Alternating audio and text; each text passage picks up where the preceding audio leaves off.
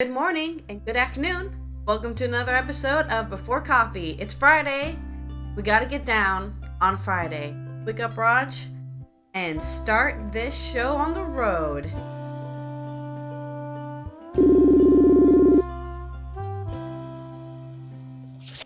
Morning. Yeah, let me get some light in here. It'll be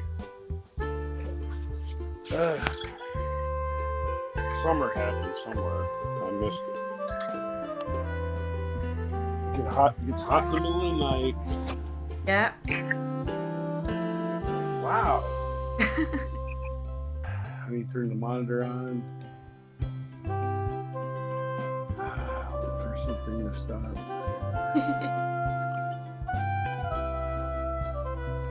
Right. All right. Is the light. Got too much light? No, fine.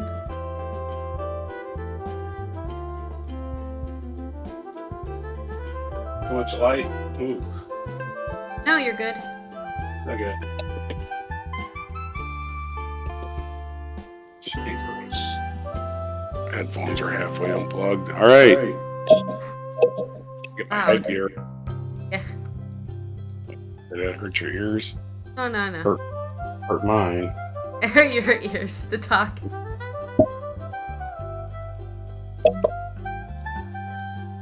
Headgear off.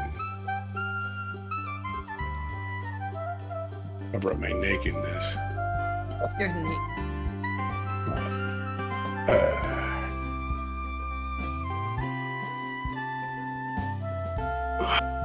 Put my blindfold off. All right. All right. Oh shit. You almost ready? Yeah, I'm ready. Okay. How's our microphone? It's not in the right area here. No, you look fine to me. Because I gotta move everything every day. So, all right, here we go. Ready? Yep. Hey. Today on Before Coffee, Bronze Age people took hallucinogenic drugs in Menorca, study reveals. God, Take two. A bunch of great words for me to say. Right, try it again. No, just go to the next one. Oh, okay. Tennessee's House expels 2 of the 3 Democrats over gun protests. Guess which 2 of the 3 got expelled in Tennessee? Let's figure it out. Go ahead. Paris Brasier, favored by Macron, said the light as pension protests continue. Ah, you like this restaurant, huh? Too bad it's got burned down. Oh no.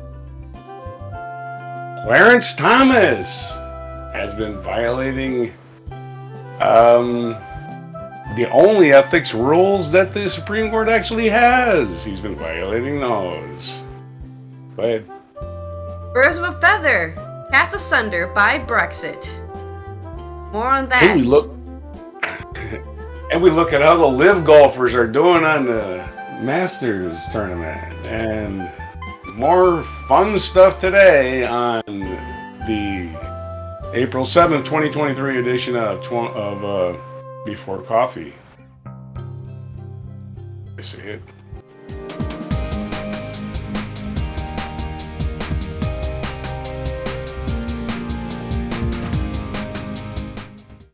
All right, let's get the show on the road with Spaniards consuming substances during ritualistic ceremonies. Researchers found evidence of drug use during Bronze Age ceremonies. People back in the Bronze Age did drugs. They probably didn't even have a word for drugs. They were just like, hey, just eat this. It makes you feel good. And then that was it. I can't hear you. You're muted. They just called everything shrooms. So yeah. Analysis of strands of human hair from burial site in Menorca, Spain indicate a burial site, not brutal. Burial site in Menorca, Spain indicates ancient human civilization used hallucinogenic drugs derived from plants. Findings are the first direct evidence of ancient drug use in Europe, which may have been used as part of ritualistic ceremonies, researchers say. Researchers detected scopolamine, ephedrine, and atropine in 3 replicated hair samples. Atropine and scopolamine are naturally found in nightshade plant family and can induce delirium, hallucinations, and altered sensory perception. Don't drive a car if you're gonna eat some nightshade. Ephedrine is a stimulant and derived from a certain species of shrubs and pines that can increase excitement, alertness, and physical activity. What could that be for? That's what the knights who say "ni" wanted a shrubbery. Yeah, exactly. Yeah, exactly. Writing in the Scientific Reports journal, the authors say as early as Paleolithic period, humans came across the non-food properties of certain plants. The results presented here indicate that several alkaloid-bearing plants were consumed by Bronze Age people from Minorca, although Solanaceae and Ephedrine were not the only ones to have been consumed. Interestingly, the psychoactive substances detected in the study are not suitable for alleviating the pain involved in severe paleopathological conditions tested in the population, buried in the case of S. cartix, such as periapical abscesses, several severe caries, and arthropathies. Okay, so basically, these were not used to alleviate pain, but instead recreationally. Considering the potential toxicity of alkaloids found in the hair, their handling and use and application presented highly specialized knowledge. This knowledge was typically possessed by shamans who were capable of controlling the side effects of plant drugs through ecstasy that made diagnosis or divination possible. These scientists are talking way too scientific. Just use normal words. Just say, this dude knew what he's doing, okay? He knew what he was doing. They were educated. The scientists suggest the presence of these substances may have been due to consumption of some nightshade plants, such as mandrake, henbane, or thornapple, and joint pine.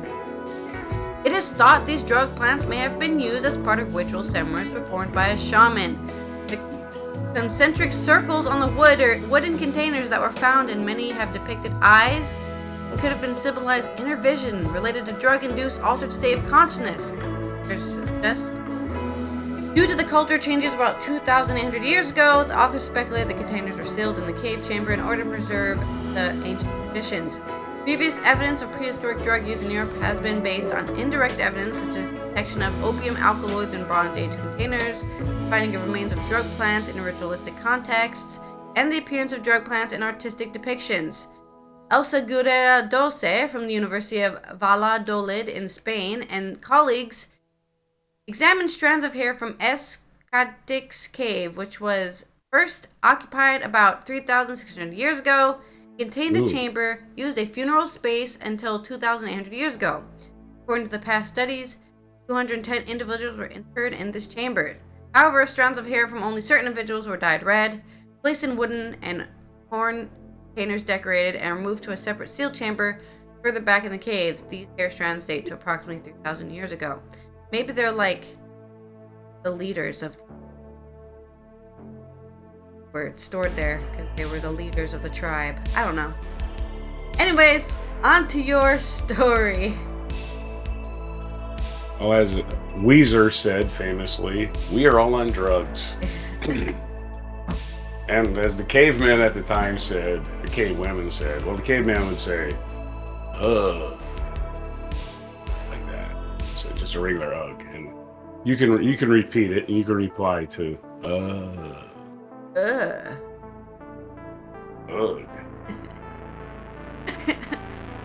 That's been a caveman lesson of the week. It's all the words they had, man. We know this. We know this from pure supposition that this happened. Anyway. And American news. Here comes Jim Crow. Here he comes. As Tennessee lawmakers expel 2 of their House Democrats in an extraordinary act of political retaliation, which we covered yesterday. The Tennessee Republicans on Thursday expelled 2 Democratic and state legislature for their role in protest, calling for more gun control in the aftermath of a deadly shooting in Nashville. So let's have fun with this story. And let's take a test. Tennessee, are we racist? Let's find out. In an extraordinary act of political retaliation, Tennessee Republicans on Thursday expelled 2 Democratic lawmakers from the state legislature for their role in protest calling for more gun control in the aftermath of a deadly shooting in Nashville. A 3rd Democrat was narrowly spared by a 1-vote margin. Ooh, I'd like to talk to those 1 or 2 voters, huh? See, hey, what's going on? What's the difference here? What do you think? This is from the AP, Kimberly Crucy and Jonathan Matisse. The split votes drew accusations of racism of lawmakers ousting reps Justin Jones and Justin Pearson. Oh, so they just like people named Justin. Who are both black. And while Rep. Gloria Johnson, who was white, survived the vote on her expulsion, Republicans' leadership denied that race was a factor, however. Maybe it was because she was a woman. Possibly so. There's a guy that likes women. I don't know.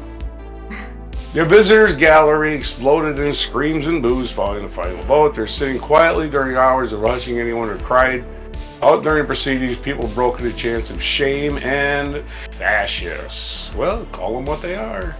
Banishment is a move in the chamber is used only a handful of times since the Civil War.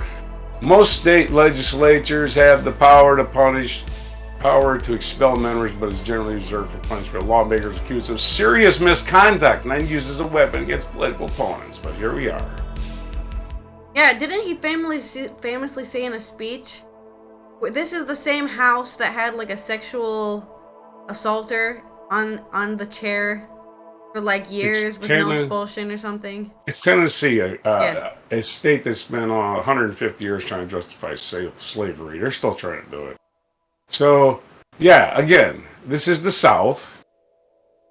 Don't talk if you're a different color than the people in charge. Don't talk. Don't even talk. Don't even speak up. You will get expelled.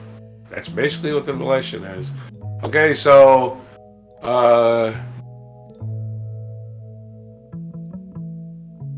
the guy you need to keep an eye on here, his name is Justin Pearson. And he's pretty good. He's one of the ones that got expelled, and he's the one that is probably gonna be more politically powerful after this. Expect him to run for governor. Okay. And all right, but I'll say back and forth. This was definitely race. And they asked in an interview. It's not in the cover as I saw it live. They asked to interview the legislator that survived the final vote. She said, "Oh, it's because I'm white." She just directly said it. Straight out. Like, yeah. So they asked not John, is it Johnson? Yeah.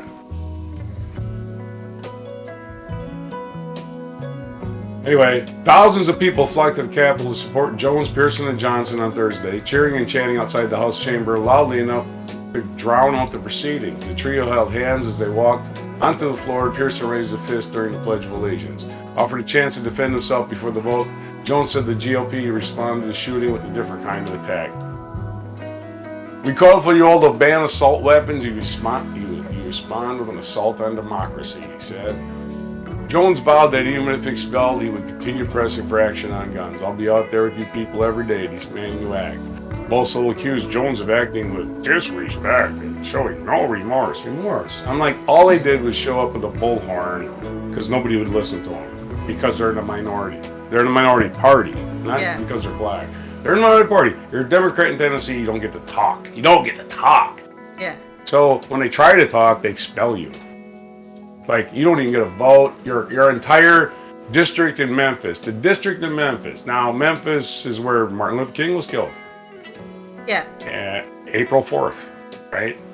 Yeah, now they have no representative in the state. Well, the city does have other representatives, but his district has no representative, And anyway, it's one of those days where you think, okay, the Republicans think they don't have to answer to the voters. Your story. All right.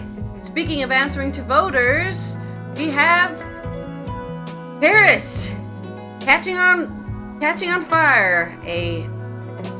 The La Rotonde, as hundreds of thousands, mostly peaceful demonstrators, again take to streets across France.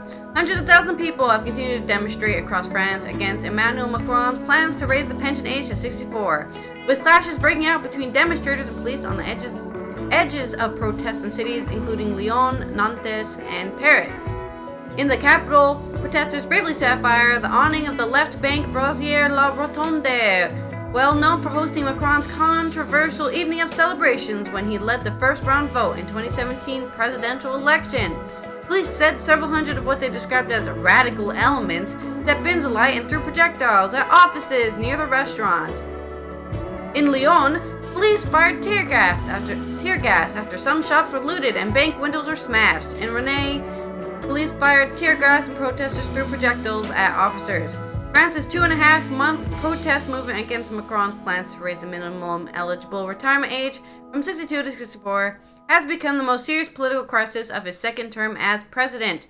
Every week, trade unions have led one day of national strikes and peaceful street demonstrations. Although clashes between police and protesters on the edge of demonstrations have begun occurring since mid-March, the turnout has slightly decreased in recent weeks. Unions have insisted French people would keep mobilizing, demanding the change be scrapped. We're still asking for reform to be revoked, Laurent Berger, the head of centrist CFDT union, told RTL Radio as the protests began. We're in the middle of the social crisis, a democratic crisis, he said. The government has refused to scrap the pension changes. All sides are awaiting a decision on the 14th of April by France's Constitutional Council, which is evaluating the validity of the government's plans. Macron's pension proposal, including raising the minimum eligible retirement age from 64 and accelerating an increase in the number of years requiring to qualify for a pension, changes were pushed through using an executive order in mid-March, with the government deliberately bypassing the parliament because it was afraid it would lose the vote. The move angered unions and brought more protesters on the street, as well as university barricades and more high school student participation. The Constitutional Council, which has the power to strike out some or even all of legislation, will assess the pension changes based on strict interpretation of law. Constitutional experts say the Council is unlikely to strike the legislation down fully. The government is playing for time, hoping protests and strikes will fizzle out. Unions want to show that the protest movement will still have momentum, whatever the Council's decision. School, trains, planes, and refineries were affected by strikes on Thursday, but there was less transport disruption than in recent weeks. The long-running protest against Macron's pension changes has caused the president's popularity to fall. The far-right Marine Le Pen, who currently leads the largest opposition party in parliament, has kept a low profile, hoping to increase his support among low-income workers, many of whom began their careers early and will more greatly be affected by the pension changes. A poll on Wednesday found Le Pen would beat Macron today if the presidential election of last spring were repeated. A survey from a lab group of BFMTV indicated Le Pen would score 55% and Macron 45% if they face each other in a runoff vote now. Either trade unions will win this, or it will be the far right. Fabien Vildedeu, a representative of Sud Rail trade union, told France Info Radio, "If you sicken people, and that's what's happening, the danger is the arrival of the far right." Yes, this is what happened in many places, in everywhere, right? The far right radicals find a place to enter and say, "Hey, look, this is bad. You don't like this. We're gonna change it for you." And then say, "But we're also gonna kill all the black people if that's okay." Yeah, here's the thing. Yeah, you'll get your retirement age thing for a while. Then we're gonna raise it to 70. Yeah, we're just gonna after we've suppressed all opposition, we're gonna raise it to 70 or work you to death. What are you gonna do about it? We're fascists. We're gonna let you vote again. You already voted, so get it? You get it? You get what fascism is, right? Yeah. I mean, the United States don't get it yet. We shouldn't vote. Everything's rigged. Okay, stay home, motherfuckers. See what happens. All right, your next article. Why can't I vote? Why can't I vote? Oh, I don't know. Used to be able to. I don't know what happened. What happened, guys? Okay, and uppity, the guy who once claimed to be accused of being an uppity Negro has never been an uppity Negro in his entire life. He's been a guy who's just been cashing in. Clarence Thomas. Oh, right. In late June 2019, this is from a website that takes donations and a major. They're an investigative reporter website called ProRepublica. Okay. All right. So it's from Joshua Kaplan. This is all over the news in the United States. Joshua Kaplan, Justin Elliott, and Alex Myreski. This is not a small story. In late June 2019, right after the U.S. Supreme Court released its final opinion of the term, Justice Clarence Thomas boarded a large private jet headed to Indonesia. He and his wife were going on a vacation, 9 days of isle hopping on the volcanic archipelago on a super yacht staffed by a courtier of attendants and private chefs. If Thomas had chartered the plane and a 62-foot yacht himself, the total cost of the trip could have exceeded $500,000. Unfortunately for him, wasn't necessary. He was on vacation with real estate magnate and Republican mega donor Harlan Crow, who owned the jet and the yacht too.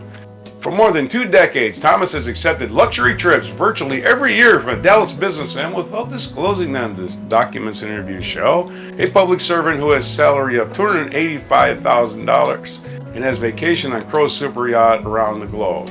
He flies on Crow's Bombardier Global 5000 jet. I love how they name these things. He has gone with Crow to the Bohemian Grove, the exclusive California all-male retreat. Ooh, yuck. And just all-male retreat? Like, let you dudes get the fuck away from me. And the Crow's sprawling ranch at East Texas, and Thomas typically spends about a week every summer at Crow's private resort in Adirondack. I think they're having never mind. The extent and frequency of Crow's apparent gifts to Thomas have no known precedent in modern history of the Supreme Court. These trips appeared nowhere on Thomas's financial disclosures. His failure to report the flights appears to violate a law passed after Watergate that requires justices, judges, members of Congress, and federal officials to disclose most gifts. 2 ethics law experts said. He also should have disclosed his trips and the yacht. On the yacht, these experts said. Thomas did not respond to detailed questions. Of course he didn't. A statement. Guy really talks in his job. Yeah. In the statement, Crow acknowledges that he extended hospitality. That's what he deserves. Crow acknowledged that he extended hospitality to the Thomases over the years. Yeah, hospitality. But said that Thomas never asked for any of it. It was no different for any hospitality extended to many of our dear friends, except he's on the Supreme Court. Yeah. Through his largesse, Crow has gained a unique form of access, spending days in private with one of the most powerful people in the country. By accepting trips, Thomas has broken long-standing norms of the judge's context, ethics expert, and four current or federal retired judges said. Okay. It is incomprehensible to me that someone would do this, said Nancy Gertner, a retired federal judge appointed by President Bill Clinton. When she was on the bench, Gertner said she was so cautious about appearances that she wouldn't mention her title while making dinner reservations. It was a question of not wanting to use office for anything other than what it was intended. Okay. I was never an officer, okay? I was never a soldier of the court. I was never nothing, right? I was simply a military person. Do you know a military person cannot take any kind of bribe? If I'm in an airplane and I get upgraded to first class because I'm in the military, I have to refuse it. Especially if I'm an officer. But the Supreme Court, they can accept just anything and never report it, for right? me, this has nothing to do with me, my position at all. This guy's just being nice and giving me a gift. What a nice guy. Yeah, he just loves being around Clarence Thomas so much. He's such a barrel of fun. Ooh, Clarence love. Woo, Clarence. No. It's all about getting things done for your rich buddies. Your story. Okay. Next story. New rules require Britain's rare canaries to be tested for 5 diseases before they can travel between the UK and the EU. Cute fluffy yellow plumes may be synonymous with Easter, but bird hobbyists have warned that rare canary species bred for centuries in Britain may be a thing of the past because of Brexit. Access to these birds, particularly in the Netherlands and Belgium, where canary and budgies breeding is also popular, has been lethally impeded by new rules. Each bird now has to be tested and certified by 5 diseases before it can be traveled between the UK and the EU.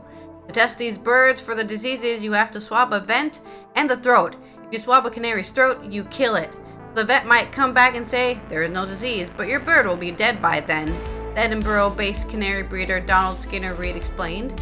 The retired solicitor's wings have been clipped on the show circuit. He is no longer able to exhibit or compete in the annual Golden Gouda Ring Show, Belgium's Crafts for Birds, and the World Show in Naples. Birds are judged on their size, plumage, and posture on the perch. Skinner Reid is a proud winner of the gold medal at the British shows in Stafford last October for his Scots Fancy, a rare species of canary dating back to the 1800s. Recognized by its hunched appearance in competitions, they are judged by the perfection of the C shape they can form from the tip of the beak to the tail. On a third front, Skinner Reid has lost sales to Northern Ireland, where EU rules apply under the special Brexit deal. Skinner Reid has urged the government to treat hobbyist breeders in the same way as dog, cats, and ferrets, all of which were covered by the revised Northern Ireland Protocol. They have basically turned a hobby into an international export, he said. One fell swoop. They have sacrificed the entire hobby. And the people who are affected, working class people who voted for Brexit, who voted to leave, are now finding they can't actually do anything because they can't take their birds back and forth to mainland Europe. Yes, this is what you call the consequences of your actions. Woo! You don't get your cake and eat it too. Yeah, a lot of people don't understand that saying. Yeah. They're the people that think they can have their cake after they've already eaten it. Where's my cake? You ate it. Yeah? Where's my cake? You ate it, man. Oh, can I have my cake? No, it's gone. Shit. That's Robert Innes, editor of Cage and Avery Birds magazine, estimates there are tens of thousands of hobbyist breeders in UK preserving important historic British breeding lines such as the Scots Fancy, Yorkshire, Fife, Norwich, and London Canary. But many of the birds date back to the 19th century and were exported to fellow bird fanciers in Europe, spreading the stock and ensuring gene pools for all bird lovers across the EU. It is a total disaster. An absolute disaster for the historic hobby. It has been within a few generations. It will imperil numerous historic British breeds of pedigree. The gene pool will be terribly badly impoverished if we can't exchange stock with the Continentals as we've been doing for decades, said Innes. Well, why don't you just ask them to bring their birds over? Instead of you going there. Why don't they just come to you? I don't understand this. It's just we just want to complain about Brexit and how we were idiots. He said that one of the wonderful things about this pastime is that it has been very much a working class hobby. At about £30 a bird, the cost of stock has been affordable and was a nice hobby for people who are relatively low incomes. Zach Goldsmith acknowledged in 2021 that Brexit would have an impact, telling Edinburgh East SNP MP Tommy Shepherd, trade in birds was important for the introduction of new bloodlines for conservation, including the rare species of canary, particularly the Scots Fancy. But he's warned there would be new rules for EU travel for captive birds, including those kept for shows, races, exhibitions, and competitions of breeding. However, exceptions were made for non-commercial hobbyists and one special courier, Walklers and European Express service, which was doing 150 to 200 consignments a week. were forced to close because of the new veterinary certification required for each bird. The obvious way forward would be to find some way of making the same rule for the limited number of pedigree birds to be imported under the same rule as pets, said Innes. I mean, in a way they're pets, because you take care of them like pets. You train them like pets. Just an interesting thing to blame Brexit for. I've heard of it, so I'm going to blame it. Okay, so on the sports news, the Masters got underway yesterday. One of the big four, they call it in golf. There's the pretty uninitiated. There's the Masters is the first. You have the Open Championship, which is played in England, sometimes in Ireland. And you have the PGA Championship, and you have the U.S. Open. And the tour last year lost a whole bunch of golfers to the Saudi Arabian family tour called the Live Tour. So there's 18 of those Live guys playing in their first tournament, which combines the two. And a lot of them probably don't like each other anymore because the Live Tour people are guaranteed money, whether they win or not. Not in this event, but in their tour. And their events are only 3 days, where the PGA is 4 days. So they're working less time and making more money. And the people that really like golf and don't care, let's face it, they're all rich, okay? They're all rich. They all can print money. They just go and decide what club they're going to use, and the sponsor pays them to use that club, to wear a hat, to wear a shirt, they get money. So they're on TV, they're walking advertising. These guys are rich. Yeah. So rich guys that resent each other is fun for the rest of us. This is what we got to treat it like. We hope they fight. We hope they openly fight on the course. Okay, so the leaders after round one are Victor Hovland, John Rahm, and Brooks Koepka. And let's keep track of the Live golfers. That's what we're interested in. The best of the Live golfers, of course, is Brooks Koepka, who shot a 65 and is tied for lead. The rest of them not doing so hot. I'm gonna go ahead and put it at the Tiger Woods line, because Tiger Woods can barely walk, but he's playing, and he might not make the cut. And even if he does make the cut, he might not be able to walk the course for 4 rounds. He can barely walk, so he's in terrible shape. Well, he's probably in great shape. He just can't walk because of his car accident. But Tiger Woods shot a +2. So the people that are below the Tiger Woods line and the Live Golf are Kevin Na, who withdrew, Bubba Watson at +5, Louis Oosthuizen at +4, and everybody else is at or below the Tiger Woods line. So there's a lot of low scores in the first day. So we got Cameron Smith tied for 17th at -2, Patrick Reed at -1, Phil Mickelson at -1, and a whole slew of people who will probably separate after the 4th round, because these guys are only used to playing 3 rounds anymore. Think about that. Anyway, that's the sports news. Yours? Well, that was short. Yeah, well, you want to hear baseball scores? No. There's only one game. Thursday's a light day for baseball. It's usually a travel day. Go ahead. Baseball. I can give you the baseball scores. It wouldn't even be that hard, right? Okay, go for it then. You look happy about it. So. Well, here's the baseball scores. Here's all the games yesterday. Let's see. Well, they don't even tell you what the score. How about you click on a MLB and it tells you the scores? Nope, not anymore. You want to give it? Never mind. Go ahead. They just want to talk about the game. Yeah, I just clicked on the. By the way, I pay Amazon money, and Jeff Bezos owns the Washington Post. Why do I gotta pay him to read the Washington Post too? Yeah, dude, I logged in with your Amazon account. I logged in with my Amazon account, and they still want me to pay. What the fuck I just logged in for? So you guys can harvest my information. Thanks, guys. Now you got my information. Send me more emails, and I still can't read your articles. I'll pay you. All right. In my culture news, we're gonna talk about UK's biggest rap star, Central C. I have survivor's guilt, and I don't feel like I deserve this. This article is by Sheldon Pierce. He's gone from dealing drugs to having #1 hits and vying with Harry Styles for the Brit Awards. As he's not against Harry Styles, because Harry Styles isn't a rapper. I'm just saying. I They're can't just imagine pop- Harry Styles just going out there and laying down some beats. Not gonna happen, but we get Yeah, it. He's he just as grabbed big somebody as Harry famous. Styles. As he gears up for the first US gig in New York, he explains his conflicted morality and £3 million house.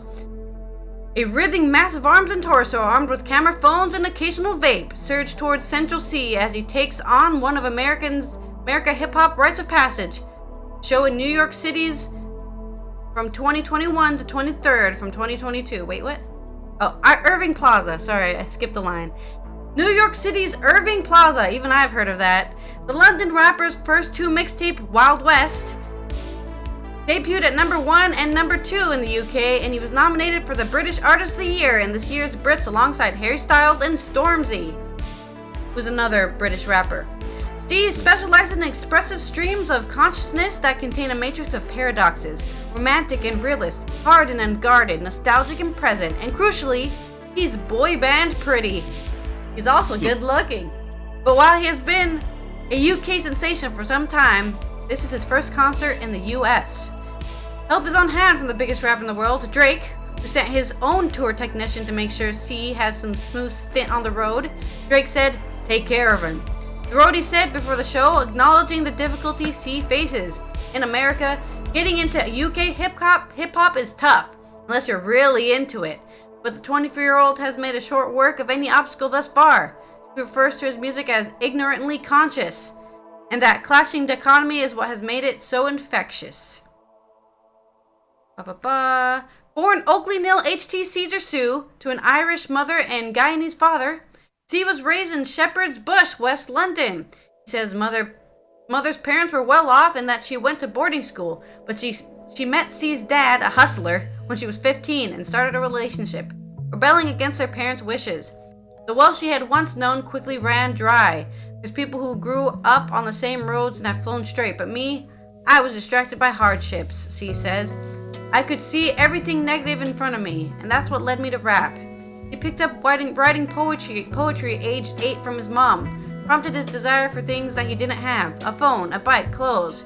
He remembers when 10,000 pounds was a lifetime goal. Yeah, same. I'd love to have 10,000 pounds. Or dollars. Or euros. Any currency. Well, maybe not yen. Because 10,000 yen is only 100 bucks. Or 1,000 bucks. Yeah, what's 100?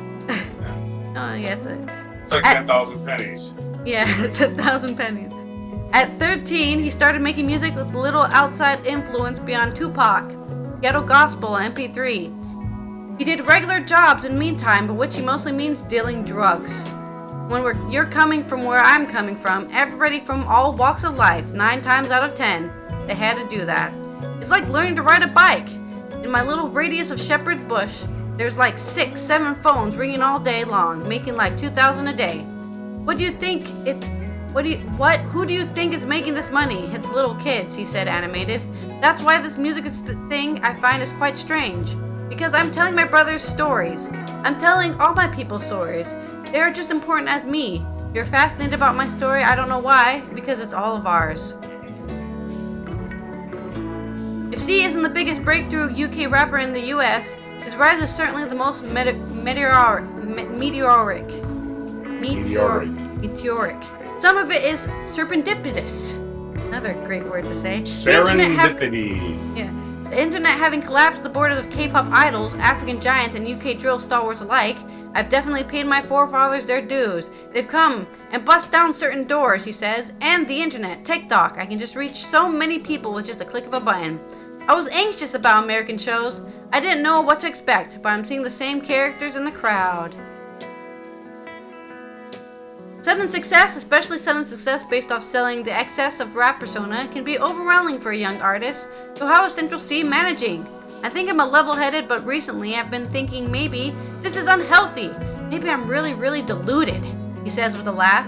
I'm about to buy a 3 million yard like it's nothing, but bro, do you know what man was doing even a couple of years ago? I asked myself, why am I not overwhelmed like everybody else seems to be? I think it's because I think I deserve it. As opposing thoughts often only seconds away though, just as it is on his tracks. He compares his approach with life, that of Louisiana Louisiana rapper NBA Youngboy. There's a lot of people who testify that he's shit because there's no science to his thing musically. What I think sells is his personality and his vulnerability in music. Actually, there's probably influenced me a lot, even though in muted delivery he can convey many things concurrently. When I rap, I'm in a neutral mood and I can relate to everything, even emotion that I've never felt. Okay. If there's something Central C is considering changing, it's his process. After his hit mixtapes, he envisions a more comprehensive live-feeling setup for his debut album proper. Let's go to one room and just camp out and work. I know that's how real musicians do it, he says before backtracking a bit. At the same time, I'm kind of nervous to do it though, because what I'm doing right now works for me. It can be hard to argue that when you see the songs of Go Off Live. Any questions seem to disappear into the squirming heap. There you go. He wants to go make an album like Queen, go in a barn somewhere. Maybe he should just stick to what he's doing because there's no rules to making art. Yeah, he talks about it a lot. Yeah. Well, it's an interview. It's because he's, like you said, he's having imposter syndrome and survivor's guilt. Yeah, and I'm not a real musician, even though I made billions. Here's every reporter's question to anybody know. Explain your success. What the fuck you want from me? All right, this day I want to do it a little different. This day in rock and roll history. How about that one? April 7th, the Capitol Records Tower opened its doors for the first time. If you've been to Los Angeles, you've seen the Capitol Records Tower. It looks like a big stack of records. Yeah. The world's first circular office building, 13-story, 150-foot high edifice that was the tallest allowed earthquake-prone Los Angeles. Tallest allowed stack of records or tallest allowed building? In April 7th, 1956, same day, CBS Records debuts its first regularly scheduled national broadcast rock and roll show called The Rock and Roll Dance Party with Alan Freed as its host. So this is one of your signature events at the start of rock and roll. Also that day, Little Richard's, in 1956 also, Little Richard's Long Tall Sally enters the Billboard Hot 100, where it climbed to number 6. It became a top 3 for Pat Boone. No. It became a number 8 hit for Pat Boone. You want to listen to the Pat Boone's version, go ahead. I don't care for it. You're going to listen to Long Tall Sally by Pat Boone. I want to see what you're smoking. Okay. Capitol Records in 1858. 2 years later, on April 7th, a big day, Capitol Records officially abandons the sale of the 78 RPM singles in the UK, choosing to issue all new releases on 45 RPM only. So they killed the 78 on this day in 1958. 1962, the Rolling Stones began to take shape when Mick Jagger and Keith Richards met guitarist Brian Jones on April 7th. Let's skip some of these because we can't do them all. I don't know. April 7th, 1979, 24-year-old Ricky Lee Jones performs her upcoming singles, Chucky's in Love, on Saturday Night Live. The song had rise to number 4 on the Billboard chart. In 1981, The Who's former manager Kit Lambert died after falling down a flight of stairs at his mother's home in London, England, along with his partner Chris Stamp. Well, his partner did not fall with him. Yeah, I was like, he also died and fell down the stairs? I was like, what the hell? Period. Along with his partner Chris Stamp, Lambert guided The Who from 1964 to 1967 and produced many of their albums, including The Who Sell Out and Tommy. In fact, Tommy was Kit Lambert's idea. Kit Lambert was Pete Townshend's best friend. Yeah. April 7th, Wham! Became the first Western rock group to play live in China. You didn't think it would be Wham, would you? It was Wham. And Alice Cooper nearly hanged himself for rehearsing his act when a safety rope broke and left him swinging by his neck. He was promptly rescued by his thinking roadie. This is in 1988. He was no longer a young man to me. There's a lot. Oh, in Wham-related news, April 7th, 1998, George Michael was arrested in a public restroom in Beverly Hills for lewd conduct. He acknowledged his homosexuality on CNN. A few days later, was sentenced to a community service for the incident. That's this day in rock history. And I don't know if you want to do this list or not. This is the history of rock and roll bands. This is how they start. And by the way, I forgot our sign today. So not our motto, but what we do here. We cover everything. This here is a list of every rockin' band that ever had any success from the 1960s to the 1990s. It kind of broke off after that. Rock bands aren't a real thing anymore. They formed generic, organically. Okay, number one thing that happened, big hit album. Number two, new money, usually from a loan against future earnings. I mean, they give you money, but they say, that's a loan, and you go, okay, give it here.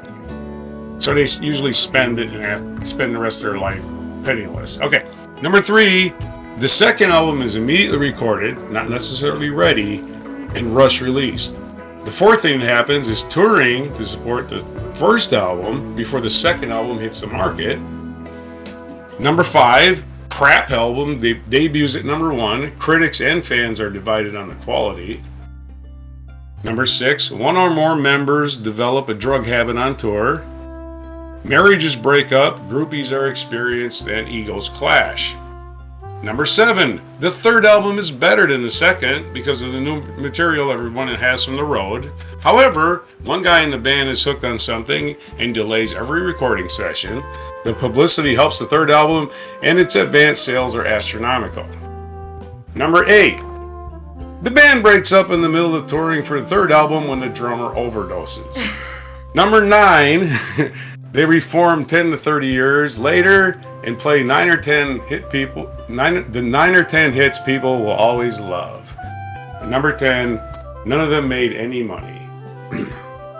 That's the history of rock and roll. The record company did, okay? And the record executives raked it in and stole their girlfriends a little bit later. I could have a conspiracy there where it's the record company that even tells them to get together to begin with. Hey, I heard you're doing bad, Bill. Oh. You should reunite with your fellow bandmates and put out a reunion tour. Yeah. Yeah, well, I should have said Porsche. I should have said organic band. Oh, I did say this is organic bands, not the ones that are put together like the Monkees or the Monkees probably lasted longer just for the reason that they weren't buddies when they were growing up, right? Yeah. Remember that time? I hold a grudge from 3 years before we were even a band, you know?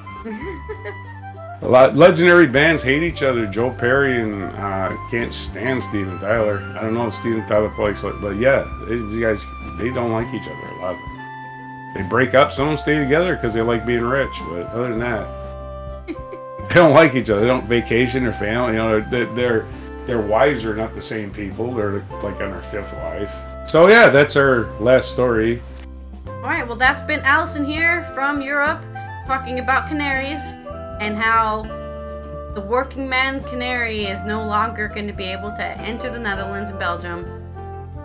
And everybody's going to have to figure out how the coal mine gas is killing anybody. Because they don't have canaries to send in. But also, you know, you voted for Brexit. This is the consequence.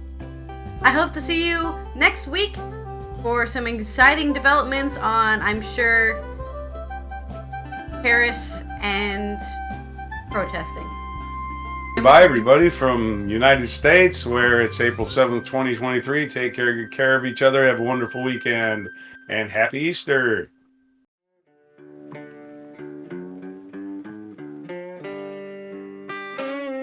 Be sure to hit the like, subscribe, and notify buttons, and follow our other channels, Toxic Alley, History of Gravy, and Scratchy Old Records.